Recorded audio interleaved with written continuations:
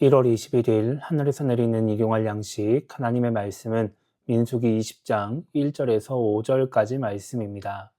첫째 달에 이스라엘 자손 곧 온 회중이 신광야에 이르러 백성이 가데스에 머물렀더니 미리암이 거기서 죽음에 거기에 장사되니라. 회중이 물이 없으므로 모세와 아론에게로 모여드니라. 백성이 모세와 다투어 말하여 이르되 우리 형제들이 여호와 앞에서 죽을 때에 우리도 죽었더라면 좋을 뻔하였도다. 너희가 어찌하여 여호와의 회중을 이 광야로 인도하여 우리와 우리 짐승이 다 여기서 죽게 하느냐. 너희가 어찌하여 우리를 애굽에서 나오게 하여 이 나쁜 곳으로 인도하였느냐. 이곳에는 파종할 곳이 없고 무화과도 없고 포도도 없고 석류도 없고 마실 물도 없도다. 아멘. 오늘 우리가 읽은 말씀은 물이 없어서 다투는 이스라엘 자손들의 모습을 기록하고 있습니다. 1절을 보면 이스라엘 자손들이 신광야의 가데스에 있을 때 미리암이 죽게 됩니다. 그리고 물이 없어서 이스라엘 자손들이 모세와 아론에게로 옵니다. 3절을 보면 백성이 모세와 다투어 말하였다라고 말씀합니다. 모세와 아론에게 화를 내면서 원망과 불평의 말을 한 것입니다. 그래서 모세와 아론은 하나님께 기도하고 하나님은 이스라엘 자손들을 모으고 그들 앞에서 반석에게 명령하라고 말씀하십니다. 그러면 반석이 물을 낼 것이라는 것이죠. 그렇게 모세와 아론은 이스라엘 자손들을 반석 앞으로 모으고 반석에서 물을 냅니다. 그런데 그 과정에서 하나님의 명령대로 하지 않고 자신을 드러냄으로써 가나안 땅에 들어가지 못하는 하나님의 벌을 받게 됩니다.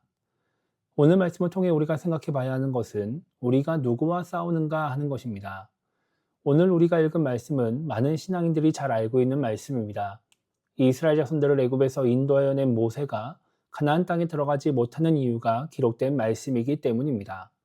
그래서 많은 사람들이 모세의 행동에 집중하면서 이 말씀을 읽습니다. 그런데 오늘 말씀은 모세에 대해서만 이야기하는 말씀이 아닙니다.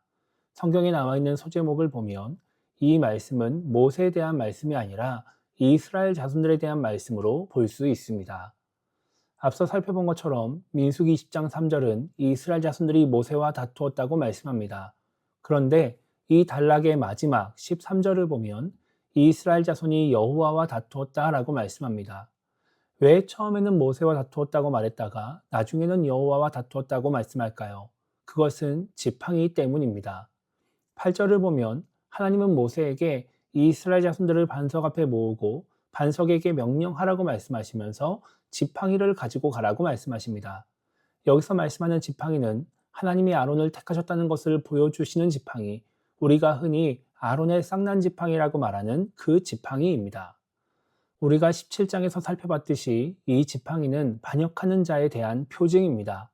하나님이 택하신 사람들에게 반역하지 말라고, 하나님께 반역하지 말라고, 그러면 죽는다는 경고인 것이죠. 하나님은 이스라엘 자손들에게 이 지팡이를 보여주시면서 이들이 지금 하나님께 반역하고 있다는 것을 알려주십니다. 인간의 관점에서 봤을 때에는 모세와의 다툼이었지만 하나님이 보시기에는 하나님과의 다툼이라는 것입니다. 우리 모두는 하나님이 세우신 사람들입니다. 하나님이 부르셨고 하나님이 직분을 주셨고 하나님이 사명을 감당하게 하셨습니다.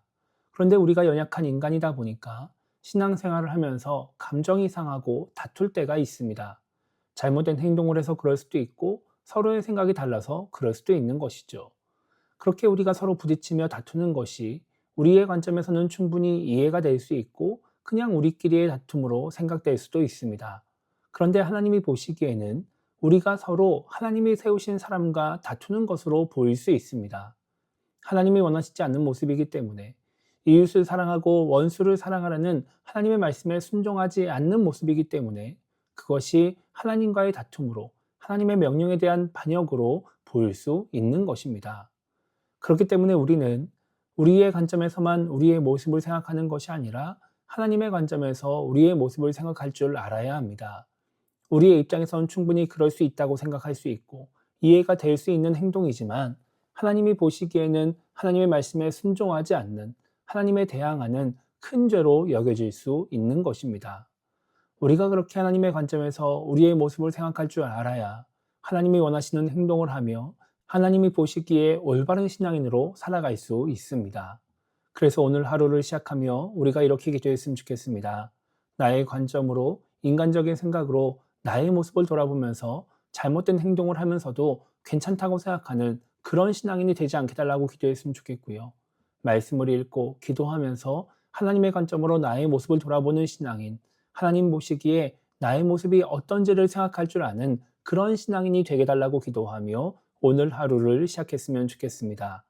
그렇게 함으로써 사람이 보기에 올바른 신앙인이 아니라 하나님이 보시기에 올바른 신앙인으로 살아가는 우리 모두가 되기를 주님의 이름으로 축복합니다.